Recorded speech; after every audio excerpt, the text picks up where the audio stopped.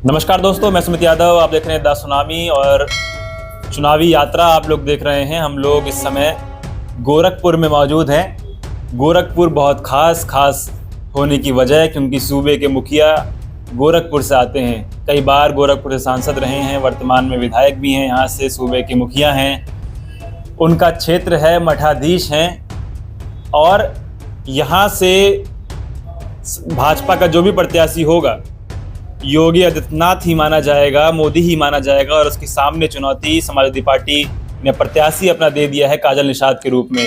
काजल निषाद गोरखपुर से विधानसभा का चुनाव यहाँ से लड़ी, उसके बाद गोरखपुर मेयर का चुनाव लड़ी। मेयर की जो खबरें सामने आई आप लोगों ने देखी कि वोट से जितना वोट ईवीएम पे पड़ा था उससे ज़्यादा वोटों की गिनती गोरखपुर में हुई थी, तो काफ़ी उसमें भी बवाल मचा। एक बार और मौका समाजवादी पार्टी ने काजल निषाद को दिया है। गोरखपुर में समाजवादी पार्टी ये पहले दिखा चुकी है कि बाबा को यहाँ से हराया जा सकता है। 2017 के बाद जो उपचुनाव हुए उसमें प्रवीण निषाद को जिता के। अब क्या माहौल है? केंद्र में सरकार है, राज्य में सरकार है, लगातार ये कहा जाता है कि प्रशासन का दबाव है, प्रशासन सरकार के साथ, सत्ता के साथ है। तमाम मुद्दों पर हम लोग बातचीत करेंगे। क्या मुद्दे हैं, गठबंधन पर भी बातचीत करेंगे, तो सभी मुद्दों पर बातचीत करेंगे। मुद्दों पर बातचीत करने के लिए हमारे साथ गोरखपुर के जिला अध्यक्ष जी मौजूद हैं। बहुत बहुत स्वागत है अध्यक्ष चैनल पर। धन्यवाद। बहुत सारी चीज़ें हो रही हैं, शुरुआत गोरखपुर से ही करते हैं। बहुत खास है गोरखपुर। क्या लग रहा है बाबा के सामने कितनी बड़ी चुनौती? देखिए, राजनीति में चुनौतियां तो होती हैं। हाँ। और लड़ाई जो कि सत्ता और सत्ता के खिलाफ है, तो चुनौतियां तो है, लेकिन उस चुनौतियों से लड़ने के लिए हम समाजवादियों ने पूरी तैयारी कर ली है और हम अपना संगठन भी बना के तैयार कर रखे हैं। पूरी तरह से नौजवानों की फौज खड़ा कर लिए हैं, अनुभवी साथी को लाए हैं। समाजवादी पार्टी के राष्ट्रीय अध्यक्ष माननीय श्री अखिलेश यादव जी ने श्रीमती काजल निषाद जी को गोरखपुर से उम्मीदवार बनाया है। तो सबसे पहले तो मैं राष्ट्रीय अध्यक्ष जी को धन्यवाद इस बात का देता हूं कि गोरखपुर में निषाद समाज की बहुलता बहुत अच्छी है। इस पार्लियामेंट में निषाद समाज एक तरफा होकर के जिस तरह से 2018 के चुनाव में, उपचुनाव में श्री प्रवीण निषाद जी को सांसद बनाया था, आज उससे बढ़िया बेहतरीन माहौल बनता जा रहा है काजल निषाद के आने के बाद। और ऐसे तमाम लोग हैं जो भारतीय जनता पार्टी की विचारधाराओं से, उसके कार्यप्रणाली से नाराज हैं, नाखुश हैं। वो सारे के सारे मतदाता, सारे वोटर ये देख रहे हैं कि भारतीय जनता पार्टी को कौन हराएगा। ऐसी स्थिति में एक चेहरा मात्र नजर आता है, समाजवादी पार्टी के राष्ट्रीय अध्यक्ष माननीय श्री अखिलेश यादव और उनका भेजा हुआ चुनाव चिन्ह साइकिल, जिस पर बैठ के काजल निषाद जी आई हुई है। काजल निषाद पिछले 2 साल में अपना तीसरा चुनाव लड़ने जा रही हैं। 2 चुनाव हार चुकी हैं। क्या है इस बार, क्या माहौल समझ में आ रहा है इस बार? नहीं, देखिए, ये तो अच्छा है कि अभी 2022 में श्रीमती काजल निषाद ने कैंपियरगंज में चुनाव लड़ा और बहुत अच्छा वोट पाया, बहुत अच्छा वोट पाया। और फिर महापौर का चुनाव लड़ा, उसमें भी बहुत अच्छा वोट मिला। लोगों को इतनी अगर उम्मीद रही होती कि काजल निषाद इतना बढ़िया वोट पा रही है, तो हो सकता है जितना वोट मिला है उससे कई ज़्यादा, 2 गुना वोट मिल सकता था। हम लोग चुनाव हराई भी दिए थे, ऐसा आता है, लेकिन काउंटिंग वगैरह में तमाम गड़बड़ियाँ शासन द्वारा की गई, जिसके वजह से हम चुनाव हार गए। लेकिन इस बार ऐसा नहीं है, इस बार हम चुनाव जीतने जा रहे हैं। हाँ, इतना जरूर आपके माध्यम से मैं कहना चाहूँगा कि ये निषाद समाज के भाइयों, 90% लोगों जो आपका अधिकार को छीन रहे हैं, लूट रहे हैं, इस बार कभी उनको भी किसी भी सूरत में हमको वोट नहीं देना है, न देने देना है। पिछले चुनाव में डॉक्टर संजय निषाद जी ने, जो निषाद समाज के नेता हैं, इसी गोरखपुर की धरती से रहने वाले हैं, उन्होंने सर्वे सर्वा है। नहीं, सर्वे सर्वा तो नहीं कहेंगे, सर्वे सर्वा यहाँ नेता बहुत हैं, यहाँ वो हमारे पार्टी में बहुत नेता हैं। स्वर्गीय जमुना प्रसाद नेता निषाद समाज का सर्वे सर्वा मानते हैं अपने आप को। हाँ, वो तो पूजा करवाते हैं, अपना हवन कौन पता नहीं क्या क्या करवाते हैं उधर। उनको मैं नहीं कहना चाहूँगा, मतलब जो हमारा इशू है उस पर बोल रहा हूँ। उन्होंने अपनी जब पार्टी बनाई, निर्बल पार्टी और कैसे कुछ नाम उनके पार्टी का, जब चुनाव में आया तो चुनाव में उन्होंने कहा था कि हम अनुसूचित जात का दर्जा दिलवाएंगे। पर वह तब कहा था जब वो पार्टी गठन कर रहे थे। हमारी पार्टी समाजवादी पार्टी ने उनके बेटे को सांसद बना दिया। मौका देख करके वो भाग लिए भाजपा में। अब भाजपा में कह के गए कि वहाँ वकालत बढ़िया हो जाएगी, डबल इंजन की सरकार है, हम जाएंगे तो वहाँ अनुसूचित जात का दर्जा मिल जाएगा निषादों को। हम आपके माध्यम से पूछना चाहते हैं कि डॉक्टर संजय निषाद जी, जो डबल इंजन की सरकार है, मोदी जी के करीब अपने आप को साबित करते हैं, योगी जी को करीब साबित करते हैं, तो फिर इनको अनुसूचित जात का दर्जा लेने में इतनी देर क्यों और कब क्यों नहीं हो रहा है? अगर नहीं हो रहा है तो फिर निषाद समाज ही पढ़ा लिखा समाज है ना। अब तो वो भी समझदार हो गया है, तो वो उनसे सवाल तो कर रहा है। हमारी नेता श्रीमती काजल निषाद जी सवाल कर रहे हैं कि आप जिस मुद्दे पर गए थे वो अब दिलवा नहीं पाए, तो फिर आप वोट मांगने का अधिकारी तो है नहीं। तो इस बार क्या लग रहा है, लगातार बातचीत हो रही है, गठबंधन की बात हो रही है। अब कुछ दिनों में इंडिया गठबंधन की जो यात्रा, जो कांग्रेस की जो यात्रा है, भारत जोड़ो यात्रा, कुछ दिन में उत्तर प्रदेश में एंटर होने वाली है। निमंत्रण भी अखिलेश जी को आ गया है। यात्रा का कुछ असर रहेगा? अखिलेश जी ने कह भी दिया, हालांकि अमेठी या रायबरेली में वो यात्रा को ज्वाइन करेंगे। कुछ असर यात्रा का दिख रहा है? गठबंधन को कुछ फायदा इससे होगा या खाली कांग्रेस को ही इससे फायदा होगा? नहीं, जब भी कोई भी शुरुआत होती है तो कुछ उम्मीद लेकर होती है। हमें लोग पीडीए जन पंचायत कार्यक्रम चलाया, गजब का। अभी शुरुआती दौर में पहले दिन 26 जनवरी 2024 को राष्ट्रीय अध्यक्ष जी के निर्देश पर हम लोगों को पीडीए जन पंचायत कार्यक्रम चलाया। शुरुआती दौर में एक आध मीटिंग में 100-200 आदमी रहे, एक आध मीटिंग में, एक आध जन पंचायत में। इसके बाद लगातार बढ़ता रहा आज की स्थिति में कि सभी गोरखपुर जिले में सभी जन पंचायतों में अगर आप कहीं एक आध जगह शामिल हुए भी होंगे तो मुझे लगता है कि उन जन पंचायतों में 500, 700, 800 की संख्या अधिक से अधिक भीड़ दिखाई दे रही है। तो ये पीडीए जन पंचायत में जो भी भाजपा से नाराज है, जो उनके भाजपा की गलत नीतियों से नाखुश है, वो सारे के सारे लोग इकट्ठा होकर के और इस बार समाजवादी पार्टी के प्रत्याशी को जिताएंगे और भारतीय जनता पार्टी को हम गोरखपुर में हराएंगे। पीडीए लोग समझ पा रहे हैं? हाँ, खूब हम समझाने के लिए जा रहे हैं। और किन परिस्थितियों में, किन कारणों से पीडीए बनाया गया, हम खूब विधिवत बता रहे हैं, उनको समझा रहे हैं, हमारे नेता समझा रहे हैं और वो समझ रहे हैं, समझ करके जोरदार वेलकम कर रहा है। क्योंकि सवाल ये इसलिए है क्योंकि पीडीए का अधिकतम वोट, क्योंकि ये माना जाता है कि समाजवादी पार्टी का मूल वोट जो है वो यादव और मुसलमान है। भारतीय जनता पार्टी पिछले कुछ चुनावों से अपने साथ यादव को छोड़ के अदर बैकवर्ड का वोट अपने साथ लाने में कामयाब हो पा रही है, क्योंकि उस तरीके का गठबंधन उसने बनाया है। पीडीए में जो पिछड़ा दलित अल्पसंख्यक है, कैसे आप पिछड़ों की सभी बिरादरियों को, 60% जो पिछड़ा है, कैसे आप उसको अपने साथ जोड़ रहे हैं? ये सवाल ही गलत हो गया ना सर। ये सवाल इस नाते गलत हो गया कि हमारे वोट को ही उनको वोट कहा जा रहा है। यहाँ भाजपा के लोग और कुछ तथाकथित मीडिया बंधुओं ने एमवाई कह दिया। क्या सिर्फ श्रद्धेय श्री नेता मुलायम सिंह यादव जी संपूर्ण समाज की लड़ाई नहीं लड़े, पिछड़े समाज के लोगों की लड़ाई नहीं लड़े, दलितों की लड़ाई नहीं लड़े? लेकिन ये भाजपा के जो थिंकर लोग हैं वो दूसरी पार्टियों को उस जात का नेता बता देते हैं।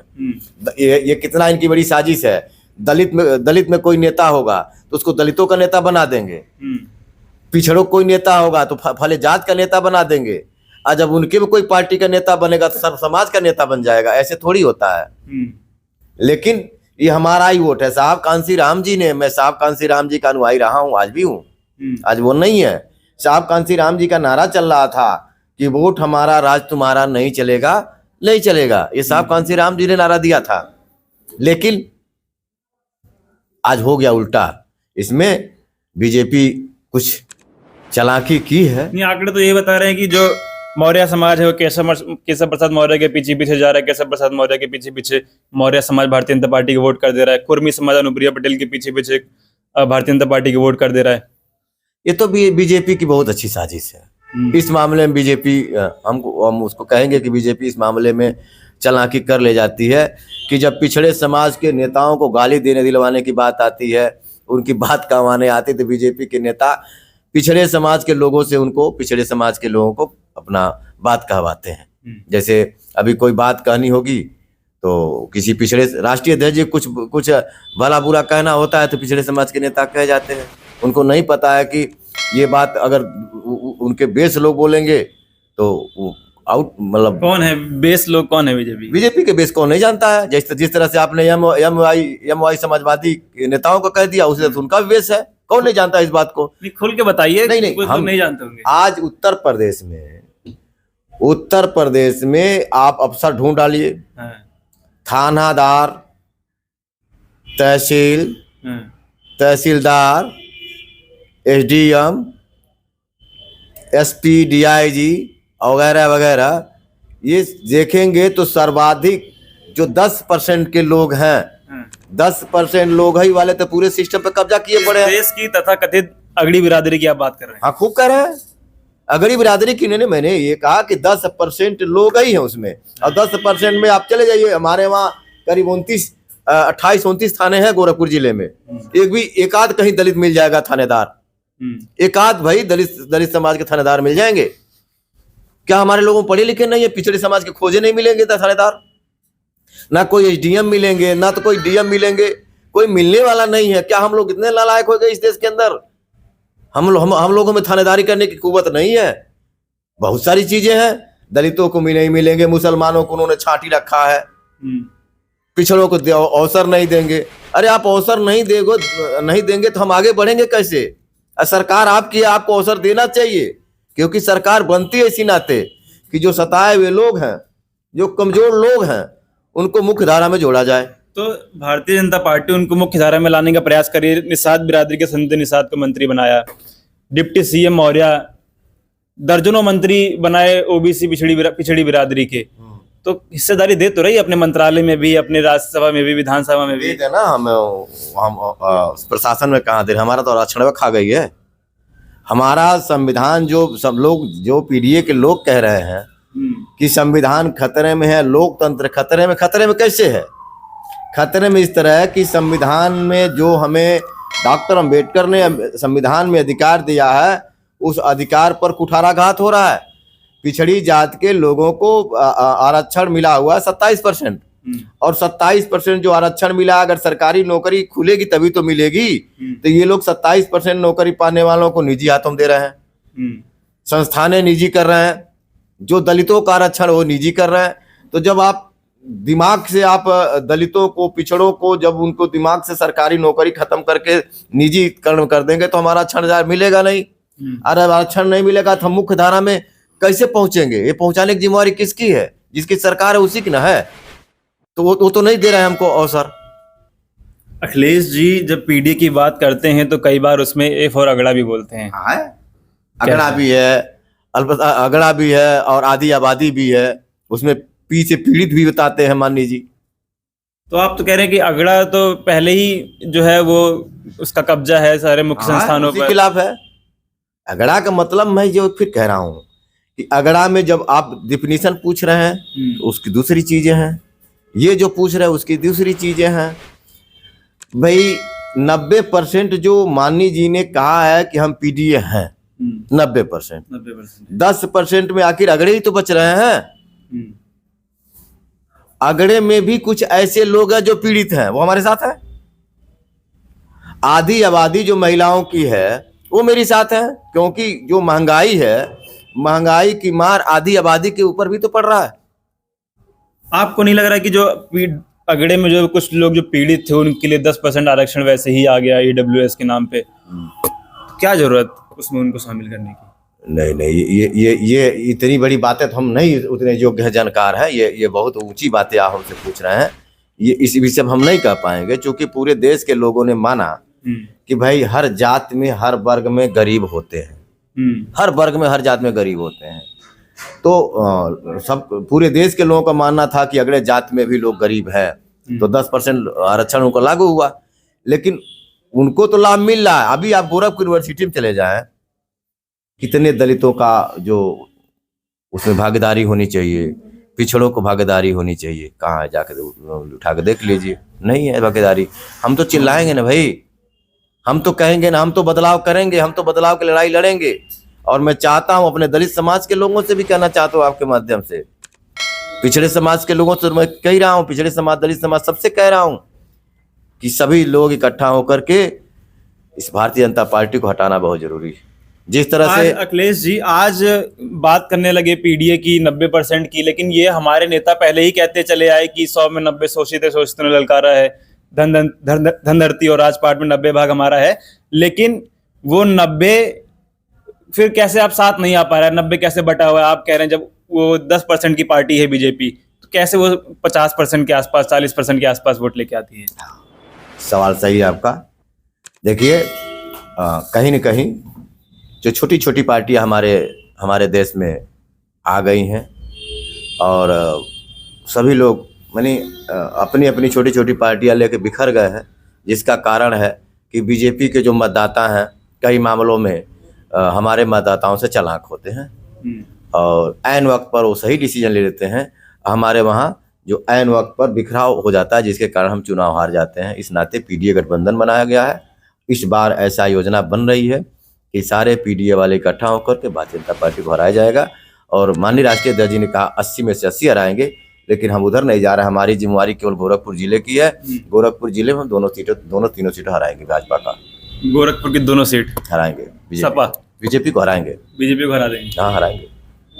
गठबंधन से कुछ फायदा गोरखपुर में दिखाई दे रहा है? भाई जहाँ हम 11 है, अगर कोई जुड़ जाएगा तो 12 तो हो ही जाएंगे, 15 तो हो ही जाएंगे। गठबंधन हमेशा फायदा देता है, कभी नुकसान नहीं देता है फायदा। हम जरूर ठीक, भाई जहाँ हम 4 हैं या 5 हैं, अगर कोई दोस्त आ गया तो 7 हो जाएंगे, संख्या तो बढ़ेगी ना। अब बाबा साहब अम्बेडकर ने चाहे अमीर हो चाहे गरीब हो, एक वोट का अधिकार सबको बराबर ही दिया है। तो हम तो बढ़ना है, मजबूत गठबंधन मजबूती है, अच्छी चीज है, गठबंधन होना चाहिए। ठीक, बहुत बहुत शुक्रिया। तो ये थे हमारे साथ गोरखपुर के जिला अध्यक्ष। गोरखपुर बहुत ही अहम सीट है और यहाँ से अहम सीट इसलिए क्योंकि यहाँ से सूबे की मुखिया की साख दाव पे लगी रहती है। इस बार अध्यक्ष जी का दावा है कि दोनों सीटें, 2 सीट जो हैं गोरखपुर एक बांसगांव, दोनों सीटें गोरखपुर की समाजवादी पार्टी जीतने जा रही है, यानी कि भारतीय जनता पार्टी ये दोनों सीट हारने जा रही है। तो समय बताएगा। तैयारी है कि पीडीए यानी कि इस देश की 90% आबादी को किस तरीके से एक साथ जोड़ा जाए, उनको मुख्य धारा में लाया जाए और उनके समर्थन से 90% के समर्थन से ये चुनाव जीता जाए। आप लोग क्या सोचते हैं? क्या पीडीए जो पिछड़ा दलित अल्पसंख्यक आदि आबादी की बात समाजवादी पार्टी कर रही है, वो समाजवादी पार्टी के साथ जुड़ रहा है या नहीं? अपनी राय कमेंट बॉक्स में दीजिएगा। फिलहाल ये वीडियो मैं खत्म कर रहा हूँ। आप लोगों से मुलाकात अगली वीडियो में होगी। जुड़े रहे हमारे साथ, तब तक के नमस्कार।